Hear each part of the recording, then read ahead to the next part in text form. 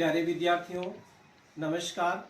बृहन मुंबई महानगर पालिका आज शिक्षा हम लोग विभाग वर्चुअल ट्रेनिंग सेंटर में आप सभी का हार्दिक स्वागत है।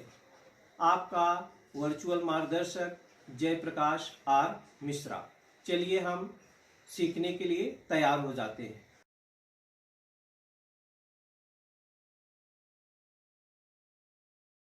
स्टैंडर्ड 7 सब्जेक्ट अपना है मैथमेटिक्स। टॉपिक अपना है वैजिक व्यंजक और उन पर की जाने वाली संक्रियाएं। ये आपकी पाठ्य पुस्तक है जिसको हम algebraic expression and operation on them part 3। बच्चों, हम इसके पहले 2 वीडियो देख चुके हैं। इस वीडियो में आज हम इक्वेशंस इन वन वेरिएबल, एक चरांक वाले समीकरण कैसे बनाते हैं, कैसे हल करते हैं, उसके ऊपर चर्चा करेंगे। थोड़ा सा पहले हम रिवीजन कर लेते हैं कि algebraic expressions on operations on them में हम लोगों ने क्या क्या सीखा है। तो सबसे पहले हम लोगों ने वैजिक व्यंजक किसे कहते हैं उसके बारे में सीखा था। वैजिक व्यंजक के प्रकार के बारे में सीखा था कि एक पदी है, द्विपदी है, त्रिपदी है या बहुपद है। वैजिक व्यंजक में जोड़ की संक्रिया कैसे करते हैं, घटाने की संक्रिया कैसे करते हैं और गुणे की संक्रिया कैसे करते हैं, इसका हम थोड़ा सा रिवीजन करके इसके बाद हम इक्वेशन इन वन वेरिएबल के बारे में चर्चा करेंगे। वैजिक व्यंजक अंकात्मक एवं अक्षरात्मक संख्याओं का योगफल, अंतर जैसी गणितीय संक्रियाएं दर्शाने वाले विन्यासों को वैजिक व्यंजक कहते हैं। वैजिक व्यंजक जिसको अलजेब्रिक एक्सप्रेशन बोलते हैं। An algebraic expression in mathematics is an expression which is made up of variables and constant along with algebraic operations addition and subtraction। यह है algebraic expression 5x-3, जिसमें 5 क्या है, कोफिशिएंट है, x वेरिएबल है और 3 क्या है, कांस्टेंट है। और 5x-3 को पद या टर्म बोलते हैं।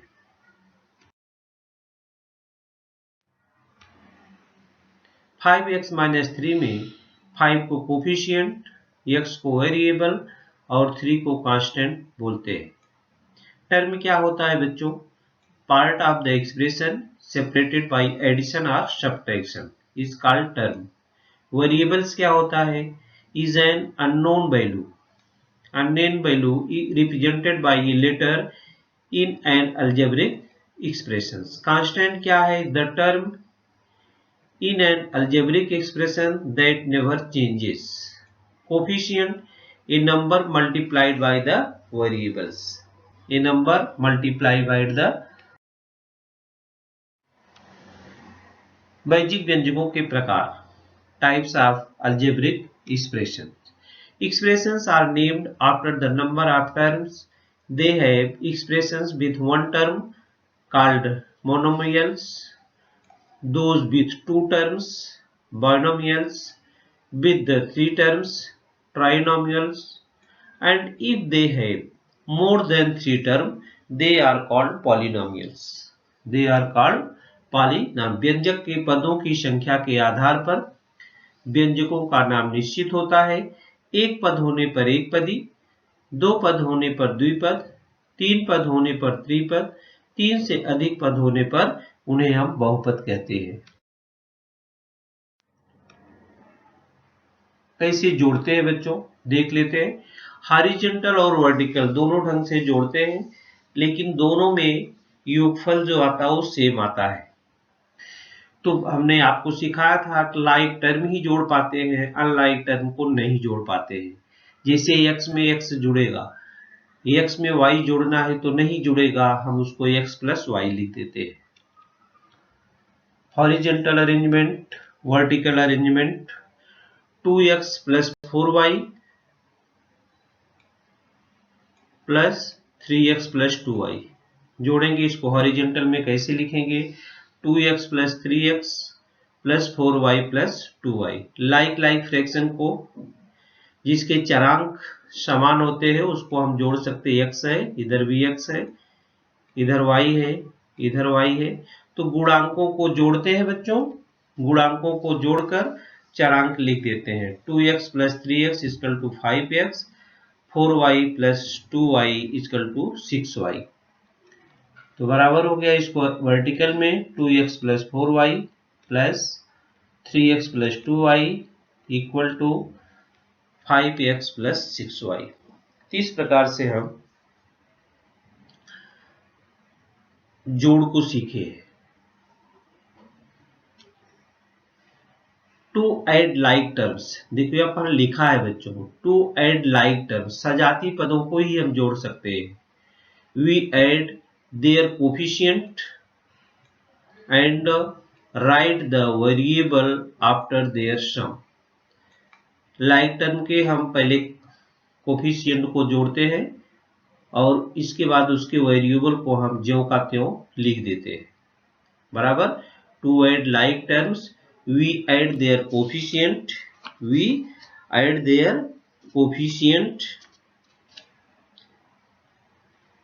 and write the variable after their sum। सजाती पदों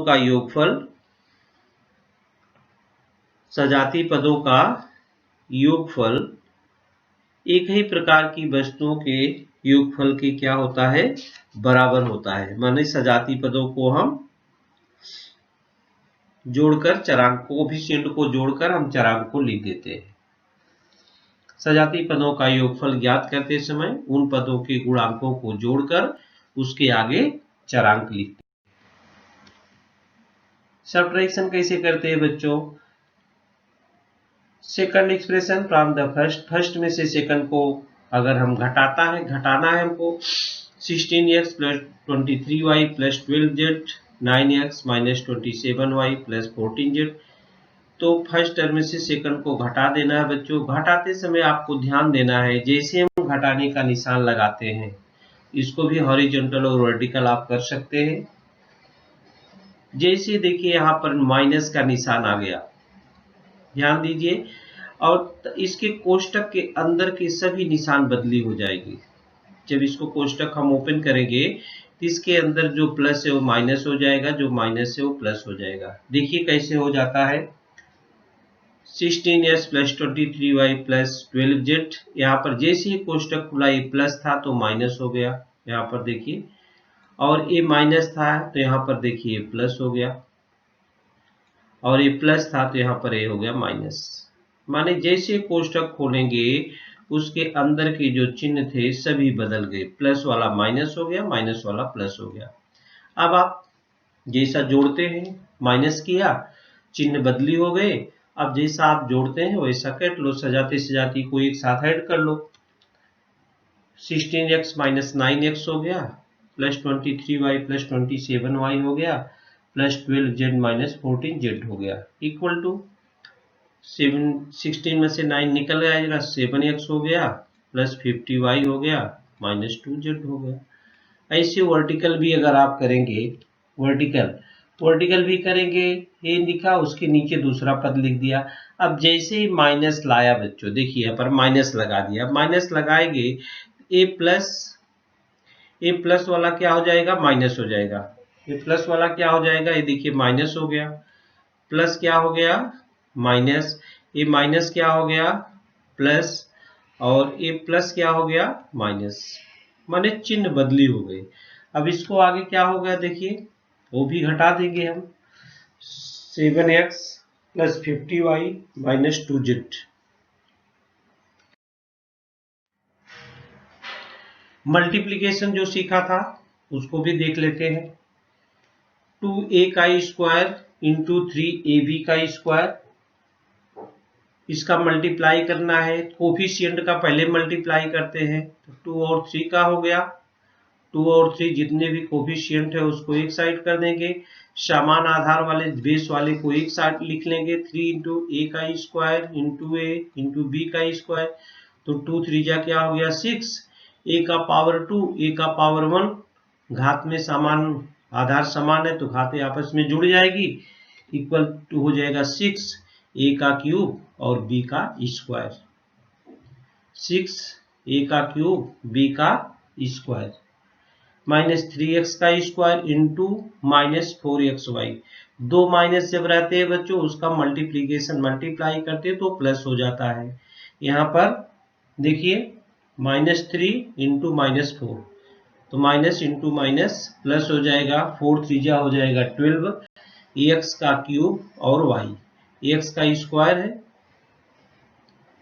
एक्स का स्क्वायर यहाँ पर और ये एक्स है तो बराबर हो गया एक्स का क्यूब इंटू वाई, 12x का cube into Y. When multiplying two monomials, first multiply the coefficient along with the sign, then multiply the variable. Then multiply the variable. पहले कोफिशिएंट का मल्टीप्लाई कर लेते हैं, इसके बाद वेरिएबल का कर लेते हैं। बाइनोमियल से बाइनोमियल करते हैं, दो पद का दो पद से गुणा है, 3x प्लस 4y है, हमने पहले वीडियो में भी आपको सिखाया था।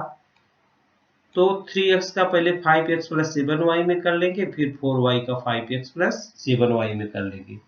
3x का किया फिर 4y का किया, ये गुणा आप कर लेंगे तो इस प्रकार से 15x का square plus 21xy plus 20xy plus 28y का स्क्वायर। अब ये दोनों को जोड़ लेते हैं तो हो जाएगा 15x का square plus 41xy plus 28y का square. Equation in one variable, एक चरांक वाले समीकरण। हमने एक चरांक का समीकरण, जिस समीकरण में केवल एक ही चरांक होता है, एक ही पद रहेगा, उसमें अननोन पद जो रहेगा जैसे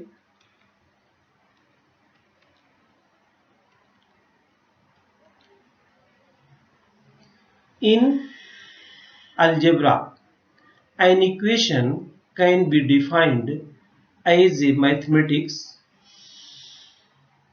mathematical statement consisting of an equal symbol between two algebraic expressions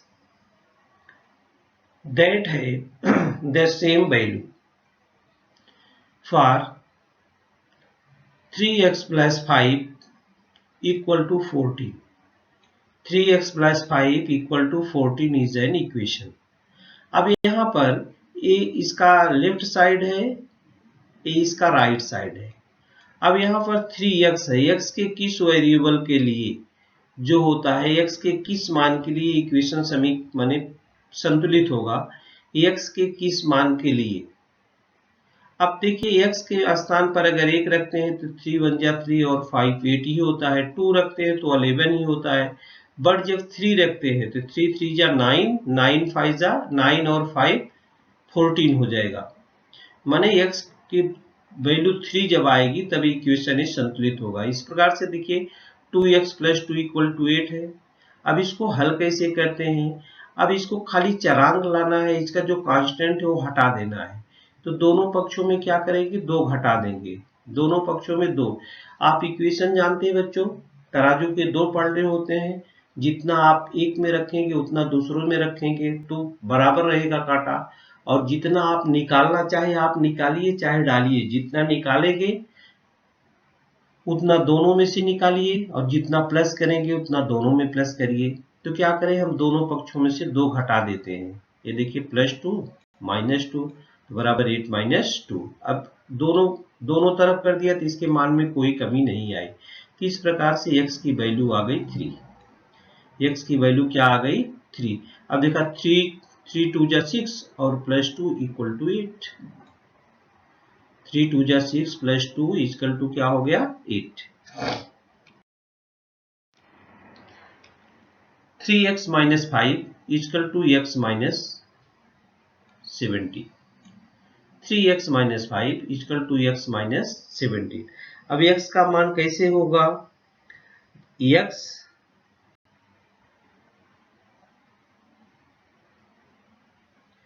ये x है, इसको पक्षांतर कर देंगे हम 3x माइनस 5, ये पहले हटाओ प्लस 5 हो गया और ये माइनस x हो गया, इधर भी माइनस x हो जाएगा, दोनों पक्षों में से माइनस 5 को प्लस 5, x को माइनस x लिख दिया, तो 3x बराबर हो जाएगा, x निकल जाएगा तो 2x हो गया, 2x इक्वल टू माइनस 12 और x इक्वल टू माइनस क्या हो गया 6। एक वैल्यू प्लस है दूसरी निगेटिव है तो वैल्यू निगेटिव ही आएगी। वैल्यू क्या आएगी?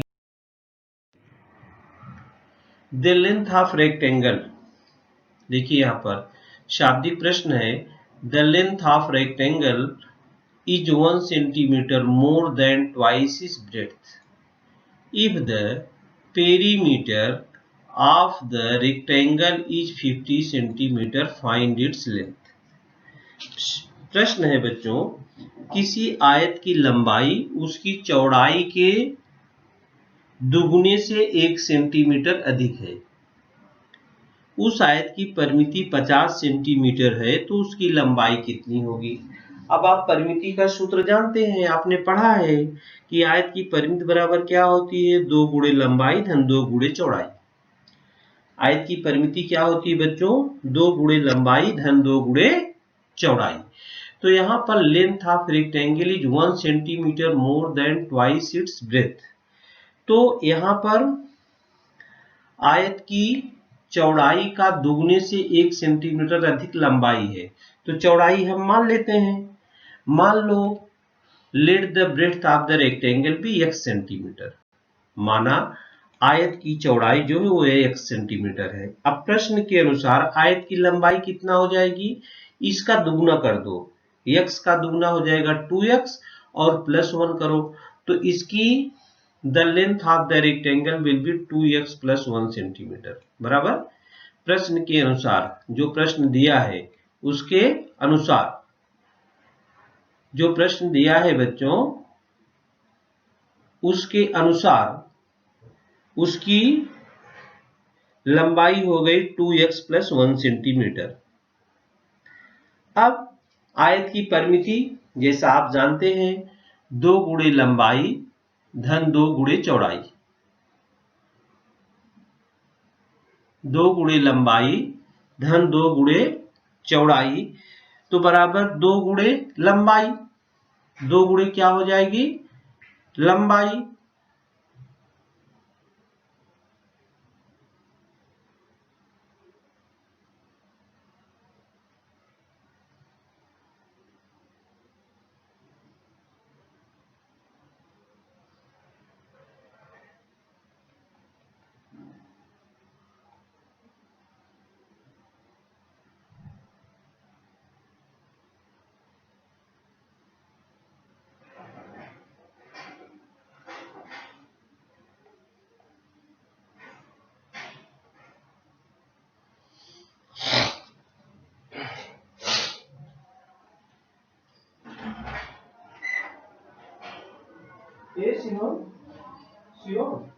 तेरी गाड़ी हो रही थी बीच में बंद हो के फिर पहले जैसा भी कैसे हो गया?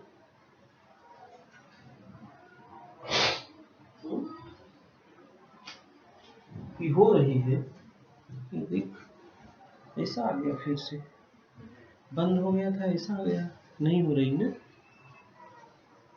ये हरा हरा कैसा?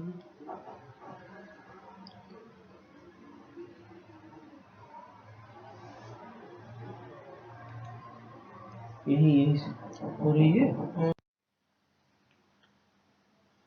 तो 2 गुणे लंबाई धन 2 गुणे चौड़ाई, ये देखिए अब इस सूत्र में हम रख लेते हैं। तो लेंथ के स्थान पर 2x प्लस 1 हो गया, 2x प्लस 1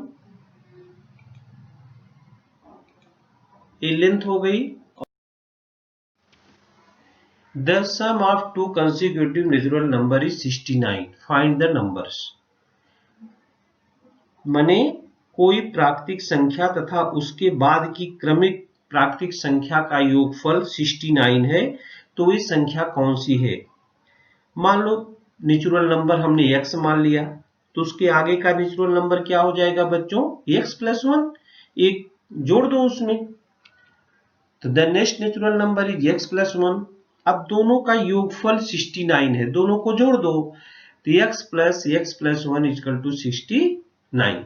अब क्या करो, हल करो इसको। x plus 1 equal to 69, 2x plus 1 equal to 69।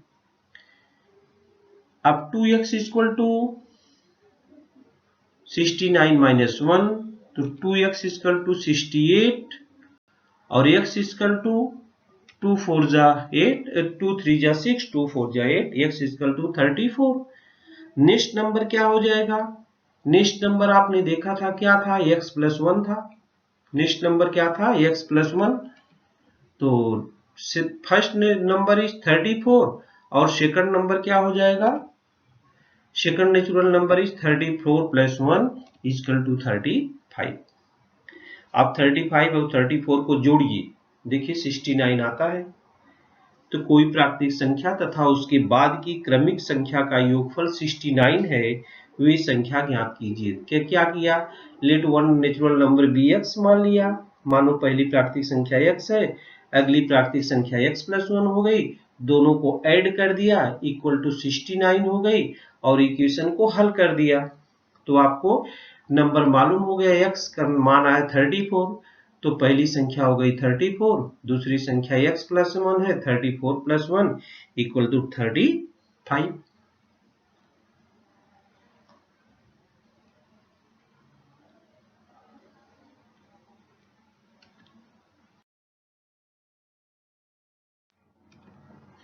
Simplify 3x minus 11y और minus 17x plus 30y and choose the right answer. बच्चों आंसर तो दिया है, लेकिन जब तक हम हल नहीं करेंगे तब तक हमको आंसर कैसे मालूम होगा? तो ये देखिए 3x माइनस 11y, जैसे ही माइनस होगा ये प्लस माइनस हो जाएगा और ये भी प्लस क्या हो जाएगा, माइनस हो जाएगा। मतलब 3x minus 11y minus 17x हो जाएगा और माइनस 13y हो जाएगा।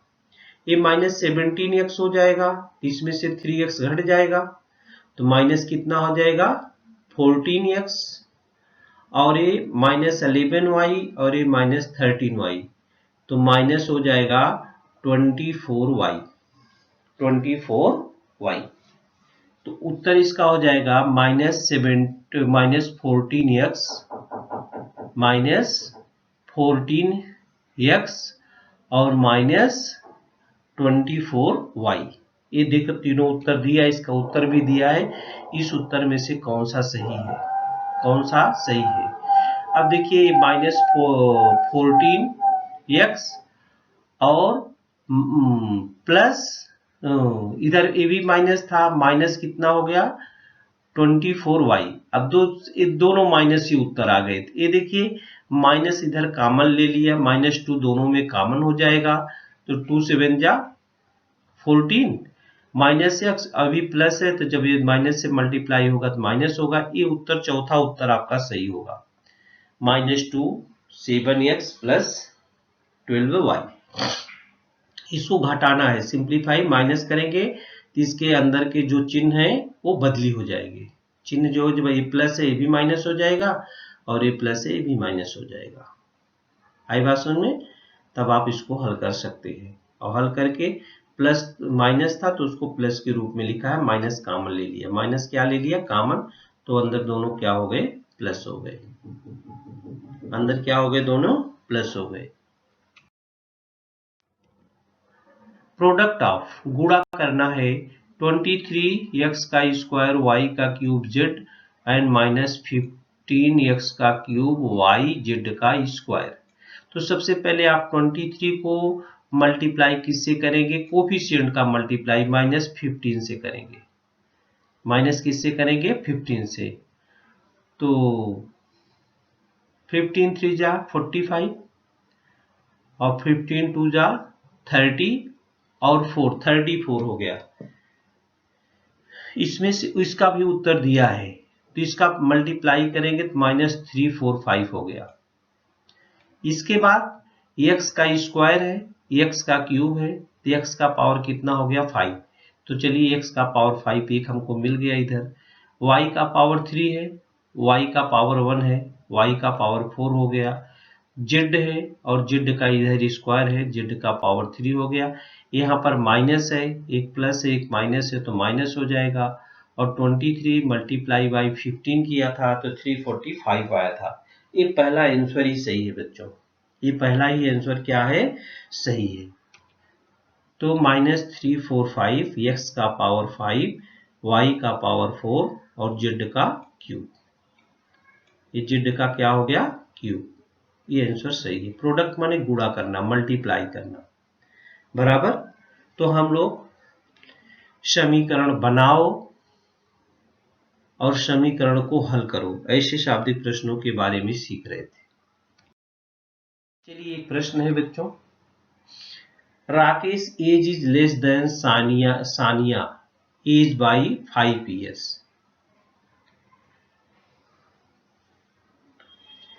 राकेश की आयु सानिया की आयु से 5 बरस कम है। The sum of their age is 27 years। उनकी आयु का योगफल 27 वर्ष है, तो प्रत्येक की आयु कितनी है। राकेश की आयु सानिया की आयु से 5 बरस कम है, तो मान लेते हैं हम सानिया की आयु x बरस, यस से लिखते हैं हम सानिया की x बरस लिखते हैं।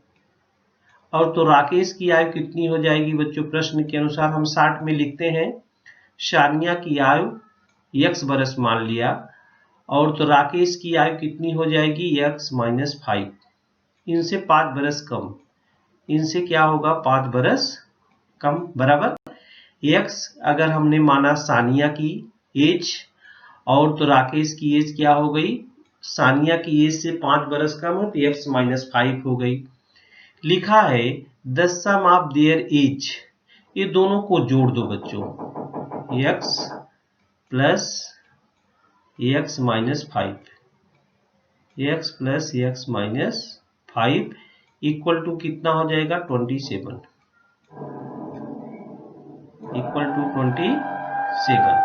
x प्लस x - 5, तो x जुड़ जाएगा, कितना x हो जाएगा, 2x, कितना x हो गया, 2x। और ये बराबर कितना होगा, इधर भी -5 तो +5 हो जाएगा, और इधर भी +5 हो जाएगा, तो 27 + 5 तो कितना हो जाएगा, 32, कितना हो जाएगा, 32। तो x इक्वल टू क्या हो जाएगा बच्चों, therefore x equal to 16, x equal to क्या हो गया, 16। अब x आपने किसकी एज माना था, सानिया की एज माना था, तो सानिया की एज क्या हो गई, 16 ईयर, 16 ईयर्स, सानिया की एज क्या हो गई, 16 ईयर्स। राकेश की एज आपने क्या माना था, हमने खाली r लिखा है, राकेश x - 5, 16 में से 5 गए, कितना हो जाएगा, 11 ईयर्स, 11 ईयर्स। अब सानिया की उम्र आ गई कितना, 16 ईयर, और राकेश की उम्र कितना आ गई बच्चों, 11 ईयर्स। दोनों का एज कितना होना चाहिए, 27, 6 और 1 7, 1 1 and 2, इसका मतलब अपना आंसर क्या है, पूरा सही है। तो Rakesh age is less than Sania age by 5 years। हमने सानिया की age, let Sania age is x years, then Rakesh age is x - 5 year, तो दोनों की age x plus x - 5 equal to 27, equal to 27। तो x प्लस x 2x बराबर 32, x इक्वल टू 16, अब x equal to 16 तो Sania as हो गया 16 ईयर, और राकेश की एज इधर है x - 5 ईयर, तो 16 - 5 तो हो गया 11 ईयर्स। सानिया की एज हो गई 16 ईयर्स और राकेश की उम्र हो गई 11 ईयर्स। तो बच्चों 3-4 प्रश्नों आपके प्रश्न संग्रह 36 में दिए हैं, आप उनको समीकरण बनाइए और समीकरण बना के हल कीजिए, तो इससे आपका अभ्यास अच्छा होगा। तो आज हम लोग वैदिक व्यंजक के बारे में सीख रहे थे। और उन पर की जाने वाली संक्रियाएं हमने एडिशन देखा, सब्ट्रैक्शन देखा, मल्टीप्लिकेशन देखा और समीकरण को बना करके हल करना भी सीखा। तो बच्चों, इस वीडियो में आज के लिए इतना ही। प्यारे विद्यार्थियों, हमने जो आज सीखा, हमें पूर्ण विश्वास है आप उसको अच्छी तरह से सीख चुके हैं और उसका आप अच्छी तरह से अभ्यास भी करेंगे। आज के लिए इतना ही। धन्यवाद।